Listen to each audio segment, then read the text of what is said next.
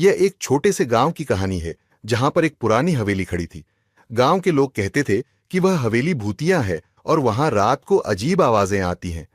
लेकिन एक दिन तीन बच्चे आर्यन, निधि और मोहन ने तय किया कि वे रात में हवेली के बारे में जानने जाएंगे।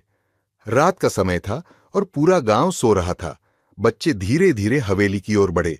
हवेली के दरवाजे पर एक पुराना ताला लटका हुआ था। आर्यन ने ताला खोला और वे अंदर घुसे। अंधेरे में अचानक से एक ठंडी हवा चली जिससे सबके रोंगटे खड़े हो गए। तभी उन्हें एक आवाज सुनाई दी, तुम कहां जा रहे हो? बच्चे डर के बजाय एक दूसरे को हिम्मत देते हुए आगे बढ़े।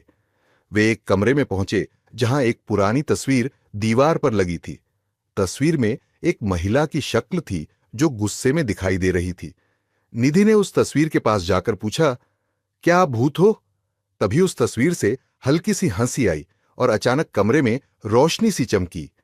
यह देखा तो पता चला कि वह महिला कोई भूत नहीं थी, बल्कि हवेली की मालिक थी जो मरने के बाद अपनी कहानी बताने आई थी। उसने बताया कि वह कभी अपनी हवेली में अकेली रहती थी और किसी को भी आने नहीं देती थी।